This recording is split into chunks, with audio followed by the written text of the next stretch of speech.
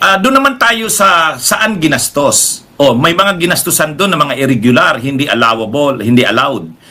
Kaya nga dinisallow. So may tanong dito, isang viewer natin from Sweden, may viewer tayo, Panyero from Sweden, si Cypres Supalta. Ayan, no? Sana naman, sana all, makabisita tayo dyan, Panyero. Makapunta tayo sa Sweden. Oo nga, hindi pa ako napunta dyan sa mga Scandinavian countries eh. Ito Panyero, si Cypres Supalta, viewer natin sa Sweden.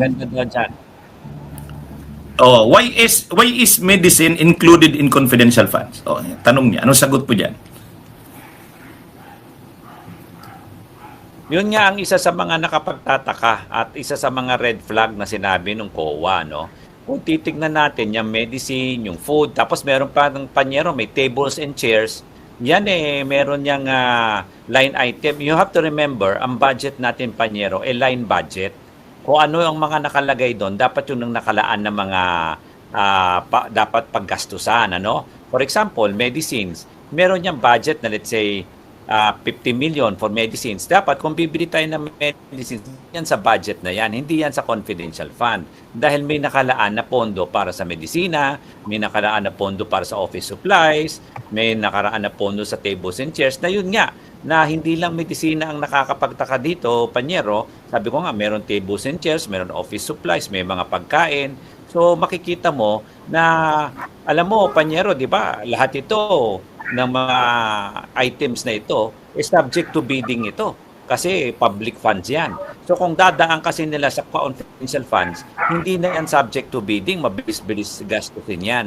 Kaya nga, siguro, hindi nila mapatunayan, dinagay nila sa confidential funds para hindi sila busisiin, hindi sila tanungin. Kasi nga, hindi nila mabigyan ng resibo itong medicine o kaya itong mga office supplies na ito. Kasi nakalagay lang doon, office supplies. Pag hiningan mo ng resibo, wala naman silang mapakita. Kaya yun ang tanong doon kailangan may supporting documents. Hindi lang naman nakalagay doon yung line item, medicines. Ano ba yung medicines? At saka, sabi ko nga, again, hindi naman ito pang confidential fund. Dahil ang medicine, may line item for medicine, may line item for office supplies, at doon dapat gagastos din yan. Hindi sa confidential fund. Ang pinambayad daw na reward, Panyero ang pinambayad na reward doon sa informant ay medicine. Hindi naman ganun yun, Panyero. Dahil sabi ko nga, malinaw naman ang medicines as a budgetary line item. Kung gusto nila, di dapat doon nila kinuha. Hindi naman yan basta lang doon sa confidential funds. Kasi as I said, line item budgeting, malinaw yan kung ano ang paggagastusan. Kaya nga meron tayong COA, meron tayong guidelines, meron tayong mga sinusundan na patakaran para hindi malustay ni Inday ang pera ng bayan. Yun na nga, ang dito, sa ating mga viewers, mga kababayan, pinag-uusapan na namin ngayon yung mga pinagkagastusan. Yun na nga, nauna namin pinag-usapan, medicines. Hindi naman pwede yun. Tapos nabanggit na nga ni Panyero Hawi, yung mga chairs, for mga tables, pwede ba yun? Hindi pwede yun. Kaya disallow yun.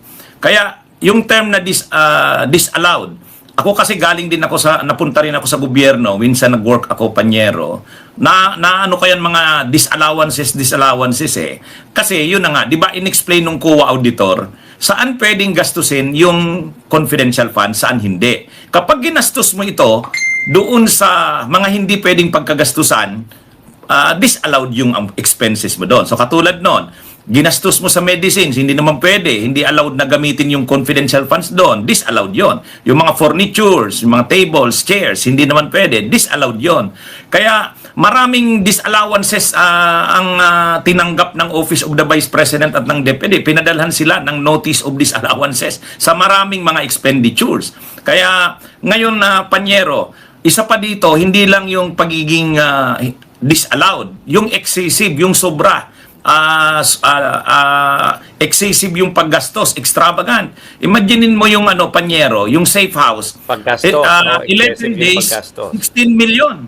16 million. Anong mako-comment mo doon? Sabi ko nga, sana all. San bang hotel yan o san bang bahay yung safe house na yan na 16 million in 11 days? Siguro naman, kahit sa Forbes Park, 11 days, 16 million.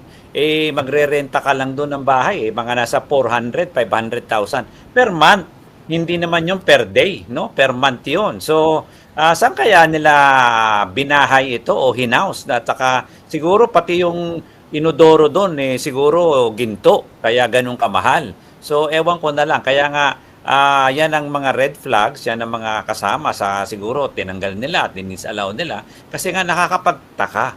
Saan ka gagastos ng safe house na 16 million in 11 days? Baka naman sabi ko nga, baka pati inodoro doon ginto or baka may diamante yung ano doon, yung mga tawag dito, mga spoon and fork, baka may diamante pa, baka malunok mo pa yung diamante doon pagkain mo. So, hindi natin alam at sabi ko nga, hindi lang ito sa kung saan ginastos, pero yung paggastos ba ay excessive? Yung paggastos ba ay extravagant? Yung paggastos ba ay nararapat or tugma sa dapat na paggastusan, di ba? Kasi marami namang safe house diyan na magkano lang, let's say 50,000 a month. Ba't ka gagastos ng 2 million a day? Yun ang question diyan na Panyero. Kaya lang Panyero Hawi, yung tinatranslate yung mga terms na yon, tinatranslate ni Attorney Kapunan.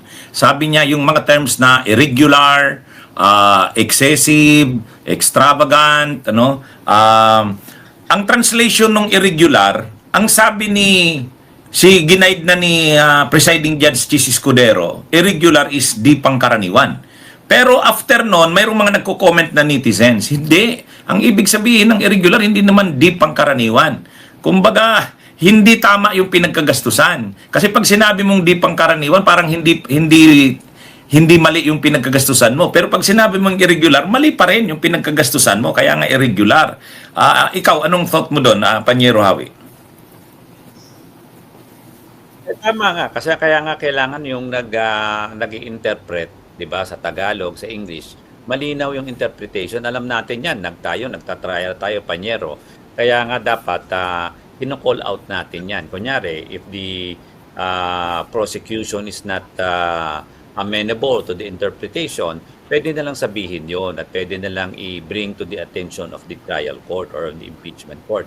In the same way, tayo nagpokorte tayo, nagbibista tayo, Panyero. Kung merong hindi tamang interpretation, kinokorek natin. Alam mo, kahit ako, naghihiring din dyan sa Legazpi, sa Naga, minsan nagsasalita yung ating testigo ng Bicolano, talagang ini-interpret natin para at least eksakto yung ibig sabihin. Hindi tayo malihi sa katotohanan o sa real meaning ng ibig na gustong ipaabot ng ating mga testigo.